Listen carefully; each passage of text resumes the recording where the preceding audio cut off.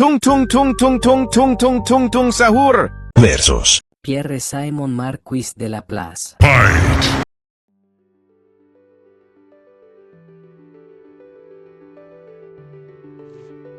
여기는 이과마을.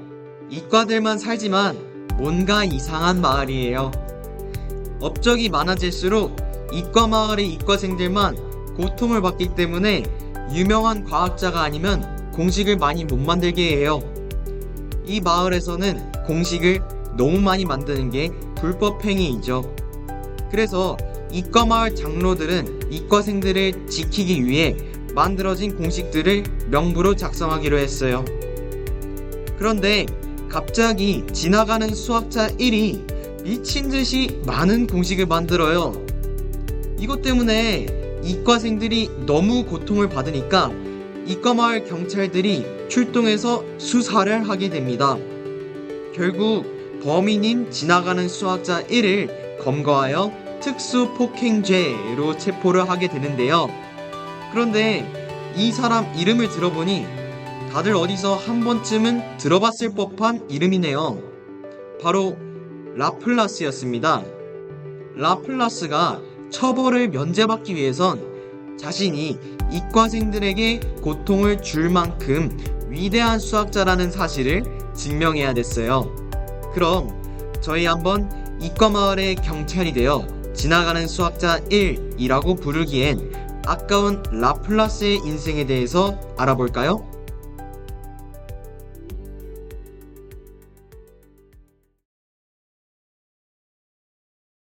우선 라플라스의 생애에 대해서 알아보도록 합시다. 라플라스는 프랑스 사람으로 본명은 피에르 시몽 마르퀴스 드 라플라스입니다. 라플라스는 농경 집안에서 태어났어요. 공부하는 완전 딴판이죠. 하지만 라플라스의 수학적 재능은 심상치 않았습니다. 머리가 완전 비상했죠. 라플라스는 이를 알아본 부유한 한 이웃의 도움을 받아 교육을 받고 결국 학생이 될 수 있었습니다.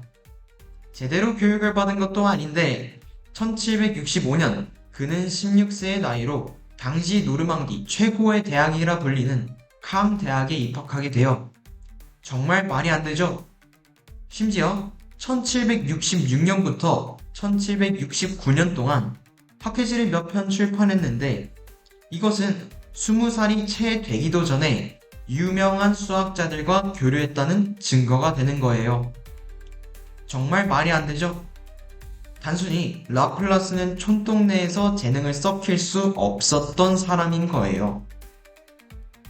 자, 이제 라플라스는 더 높은 곳으로 가려고 합니다. 바로 파리에 상경한 거예요. 여기에도 재밌는 일화가 있는데 파리에서 가장 먼저 찾은 사람은 유명한 수학자 장 르롱 달랑베르였습니다. 하지만 달랑베르는 라플라스가 너무 귀찮았대요. 그래서 라플라스를 쫓아내려고 아주 두꺼운 수학책을 던져주고 이걸 다 읽을 때까지 들어오지 말라고 했대요. 그런데 이 미친 천재는 며칠도 안 돼서 그걸 다 읽어버리고 달랑베르를 다시 찾아간 거죠. 당연히 달랑베르는 화가 머리 끝까지 났습니다.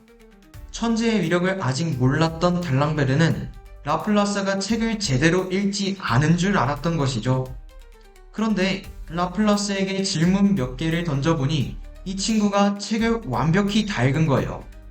그제서야 달랑베르는 라플라스를 인정하고 열심히 지원해줬다고 합니다.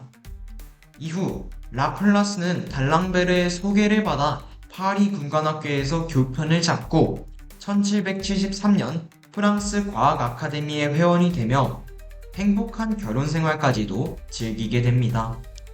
라플라스는 정말 많은 업적을 세웠지만 영상 분량상 천체 역학 분야만 한번 다뤄보도록 할게요. 17세기의 뉴턴이 만유인력 법칙을 발견한 이후 유럽의 과학자들은 이에 대해 왕성한 연구를 이어갔어요. 라플라스도 예외는 아니었죠. 라플라스에게는 한 가지 야망이 있었어요. 바로 그간 밝혀진 천체역학의 모든 지식을 집대성한 하나의 연구서를 쓰고자 한 거예요. 결국 그는 자신의 인생을 갈아 넣어 인생의 역작, 천체 역학을 출판하게 됩니다. 라플라스는 이 책에서 모든 천체 역학 이론을 미적분학으로 완벽히 기술해냈으며 행성의 궤적에 대한 실험적 데이터 분석 등의 다양한 부가요소까지 가미된 그야말로 미래의 천문학을 위한 모델을 만들어냈죠. 여기서 흥미로운 점이 하나 있는데요. 바로 라플라스는 그 어떠한 종교적 요소도 사용하지 않으며 지동설을 지지했다는 거예요. 갈릴레오와 마찬가지로 신의 뜻에 반대한 거예요. 이와 관련된 유명한 일화가 바로 나폴레옹과 라플라스 간의 대화예요. 나폴레옹 집권기 시절, 라플라스는 나폴레옹의 스승이었기 때문에 둘은 상당히 친했어요. 라플라스는 자신의 천체역학 제3권을 나폴레옹에게 헌정하게 되는데 받기 전에 갑자기 누군가가 나폴레옹에게 이 책이 신에 관해서 아무런 이야기도 쓰고 있지 않다 라는 사실을 고발해버린 거예요. 당시까지만 해도 신의 천사가 신의 명을 받들어서 행성들을 밀고 있었다고 생각했을 정도니 이 고발은 200년 전 갈릴레오를 떠올리게 할 정도로 위험했습니다. 남을 당황하게 만드는 질문을 하는 것이 취미였던 나폴레옹은 책을 받으며 다음과 같은 말을 했다고 하죠. 라플라스 경, 사람들이 말하길 당신이 우주에 대해 방대한 책을 썼음에도 창조주에 관한 이야기를 단 한마디도 쓰지 않았다고 하오. 무신론은 범죄 아니오? 해명하소. 라플라스는 권력 대신 자신의 철학을 선택하며 명언을 남깁니다. 제게는 그 가설이 필요 없었나이다. 나폴레옹은 정말로 흥미로웠다고 하네요. 그런데 천체 역학이 칭송받는 데에는 또 다른 이유가 하나 있어요. 바로 어려운 개념들을 해석하기 위해서 라플라스가 스스로 도입시킨 수많은 응용된 이론들 때문이에요. 대표적인 예시로는 라플라스 변환, 그리고 라플라스 방정식이 있어요. 아니, 갑자기 이게 뭔 소린지 하나도 모르겠죠? 일단 미분 방정식부터 설명해 줄게요. 여기 한 함수랑 미분된 함수가 서로 더했더니 0이라네요. 이거 저희가 알고 있는 방정식들이랑 형태가 좀 다르죠? 이처럼 어떤 함수를 미분한 형태들로 이루어진 방정식을 미분 방정식이라고 해요. 그런데 라플라스가 어떤 미분 방정식을 풀려는데 이 천재도 너무 어려운 거예요. 그래서 조금 고민하더니 뚝딱뚝딱 무언가를 조합하여 갑자기 변환 하나를 만들었어요. 이게 라플라스 변환이에요. 이 라플라스 변환을 하면 미분 방정식을 저희가 잘 알고 있는 일반적인 방정식으로 만들 수 있습니다. 정말 미친 거죠. 그동안 풀 수 없었던 미분 방정식들도 풀 수 있는 방법을 제공해 준 겁니다. 다음으로 라플라스 방정식인데요. 이것에 대해서 한번 자세히 다뤄보도록 하죠. 자, 시작해보죠. 우선 이걸 이해하려면 라플라시안에 대하여 알아야 합니다. 무슨 역삼각형의 제곱이 되어 있죠? 역삼각형은 될 연산자라고 있고요. 미분이랑 비슷한 거라 생각하면 됩니다. 즉, 역삼각형의 제곱이 되어 있다는 건 그 함수를 2번 미분한 거랑 비슷한 거예요. 그런데 역삼각형이 하나만 붙으면 이 미분된 함수는 특별한 의미를 가지게 됩니다. 바로 벡터가 되어버리는 건데요. 벡터가 크기와 방향을 가지는 물리량이라는 사실은 알고 있겠죠? 이 벡터는 어떤 점에서 물체를 딱 놨을 때 그 물체가 내려가는 방향에 정확히 반대 방향을 가지고요. 그 벡터의 크기는 물체가 내려가는 경사면의 가파른 정도를 뜻합니다. 자, 이제 라플라스 방정식을 이해해 볼까요? 그렇다면 라플라스 방정식의 의미를 생각해 보죠. 사실 라플라스는 중력 현상을 해석하기 위해 이 식을 제안했지만 사실 온도나 전기장이 생성되는 영역들에서도 사용이 됩니다. 온도로 간단한 예시를 들어볼게요. 여기 온도 분포가 다음과 같은 정사각형 철판이 있다고 해봐요. 만약 이 5번 지점의 온도가 현재 5번의 온도보다 낮다면 어떻게 될까요? 그래프는 다음과 같을 거예요. 이 그래프에 해당하는 함수식에 역삼각형을 씌우면 대충 이런 모양이 나올 겁니다. 모두 벡터가 나가는 방향이죠? 즉, 저 지점은 주변보다 항상 온도가 급격하게 낮아집니다. 무한히 많은 시간이 지나 열평형 상태에 도달하게 되면 저런 현상은 발생할 수가 없겠죠? 따라서 5번 지점의 온도는 저것보다는 높을 것 같네요. 만약 반대로 너무 크면 어떻게 되나요? 함수식에 역삼각형을 갖다 붙이면 이번엔 모두 들어가네요. 즉, 시간이 지날수록 온도가 낮아진다는 겁니다.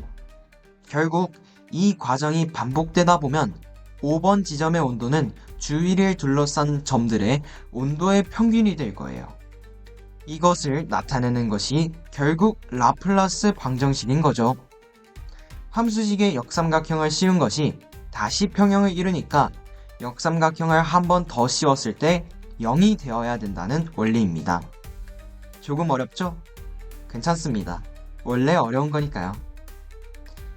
이 영상을 보시는 초등학생, 중학생 여러분들께 한 가지 고백 하나 하자면 사실 이 영상을 만드는 저희는 영재고생입니다. 그래서 이를 전자기하학에서 활용하는 방법이 궁금해져서 다음과 같은 상황을 물리적으로 나타내어 시뮬레이션 해보고자 해요. 저 기나긴 파이프의 한쪽 끝면에 배터리가 ጧ 달려있어서 한 옆면만 특정한 전위값을 가지게 됩니다. 이로 인해 주위에 있는 점들은 전기력을 받아 특정한 전위값을 갖겠죠. 그것의 분포가 어떻게 될지 궁금하지 않나요? 열심히 계산해본 결과 이렇게 나왔어요. 결국 초기에 저 V0, YZ, 즉 옆면이 어떤 전위값을 갖냐에 따라 전위의 분포는 이렇게 되기도 하고 저렇게 되기도 해요. 결국 자세히 알 수 있는 건 없지만 확실한 것은 이러한 사소한 설계 하나하나가 공학적으로 매우 중요하다는 겁니다. 이걸 잘 활용하면 스마트폰의 터치스크린도 수많은 전자기기들의 동작도 구현할 수 있게 되는 거예요. 자, 이렇게 라플라스의 모든 인생에 대해서 알아봤습니다. 알면 알수록 그저 지나가는 수학자 1이라고 생각하기에는 너무나도 똑똑하죠? 실제로 천체역학을 읽은 수많은 과학자들은 라플라스를 프랑스의 뉴턴이라고 부르며 다음과 같은 평을 남겼습니다. 모호한 기하학적 도안들로 가득한 뉴턴의 프린키피아는 온전한 미적분학의 언어로 쓰인 천체역학에 비교하면 기괴하고 낡아 보일 정도이다. 또한 우드워드라는 수학자는 1891년 수학연부에서 다음과 같이 썼습니다.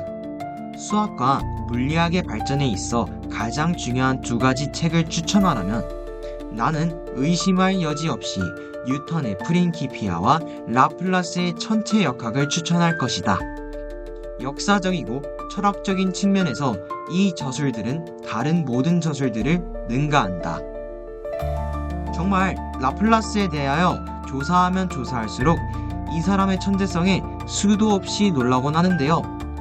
천체역학에 인생을 바친 라플라스를 소개하는 이번 영상은 우리 모두가 푸리에 변환으로 잘 알고 있는 조제프 푸리에가 라플라스의 추도사에서 남긴 말로 마치도록 하겠습니다. 라플라스는 모든 것을 완성하기 위해서, 모든 것을 깊이 구성하기 위해서, 모든 제한을 제거하기 위해서 누구나가 해결할 수 없는 것이라고 믿고 있던 것을 해명하기 위해서 태어난 학자이다. 지금까지 게으른 파이 수학 연구소였습니다. 감사합니다.